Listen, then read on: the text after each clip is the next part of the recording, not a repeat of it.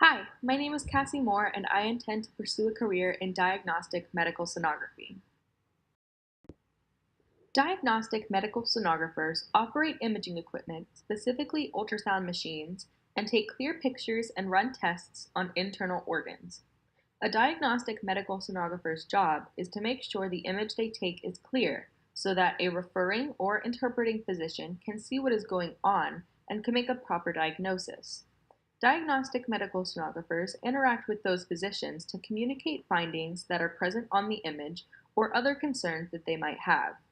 They also need to interact with other health professionals around the workplace, such as nurses, to ensure the patient's medical information is correct. The daily duties that sonographers complete are more than just operating ultrasound equipment and taking clear images.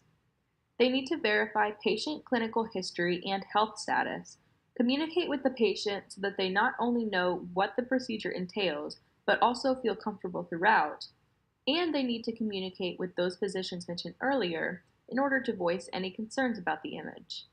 They obviously have to operate the ultrasound equipment and analyze the findings in the image taken to assess if another image needs to be taken, maybe from a different angle.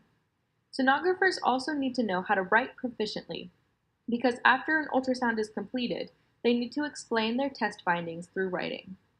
The possible work settings that sonographers work in include hospitals, medical clinics, imaging centers, and laboratories. In order to become a sonographer, there are multiple education paths one can take. The minimum requirements for education include a certificate-based program, which takes about 1 year, or an associate's degree in sonography, which takes about 2 years post-high school. There are other paths to become a sonographer as well. One can get a bachelor's degree in imaging or a sonography-related field, but these are only offered in limited locations. There are also post-bachelor certificate programs for people who have a bachelor's degree in a related health field. All of these programs need to be accredited by the Commission of Accreditation of Allied Health Education Programs, or the CAAHEP, to make sure the credential earned will be recognized nationally. There are multiple credentials available under the Diagnostic Medical Sonography umbrella, including Registered Diagnostic Medical Sonographer, or RDMS, for general ultrasound, Registered Vascular Technologist, or RVT, Registered Diagnostic Cardiac Sonographer, or RDCS, and Registered Musculoskeletal Sonographer, or RMSKS. To earn these credentials, one must take the Sonography Principles and Instrumentation exam, or SPI, and a corresponding specialty exam. In order to qualify for the certification exams offered by the American Registry for Diagnostic Medical Sonography, or the ARDMS, one must complete one of the programs discussed above that is accredited by CAAHEP. In order to earn the full certification, one must complete their education program, finish the required clinical experience, and pass the SPI and specialty exam. For the RDMS certification, the clinical experience required is 12 hours. The continuing medical education required for a sonographer with the RDMS and RVT certifications is 30 credits every 3 years. These credits can be earned and tracked through a professional ultrasound organization known as the Society of Diagnostic Medical Sonography. According to their website, the Society of Diagnostic Medical Sonography was founded in 1970 to promote, advance, and educate its members and the medical community in the science of diagnostic medical sonography. They achieved this mission by, quote, seeking the cooperation of similar organizations, initiating and overseeing educational programs, stimulating and encouraging research, encouraging presentation and publication of scientific papers, collecting and disseminating information pertinent to the membership, publishing a scientific journal and a newsletter, and reviewing and establishing policies regarding the professional status, legislative activity, and welfare of its members, end quote.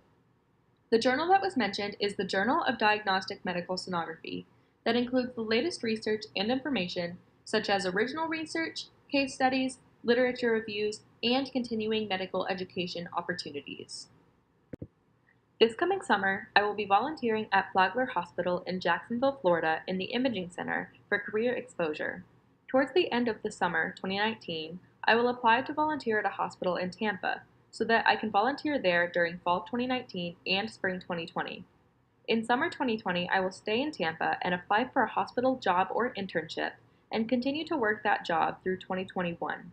No later than May 1st, 2021, I will apply for the Diagnostic Medical Sonography program at St. Vincent's Hospital in Jacksonville, Florida. In later May 2021, I will graduate USF with my Bachelor's of Science in Health Science, with a concentration in Biological Science and Social and Behavioral Science, and a minor in Aging Studies.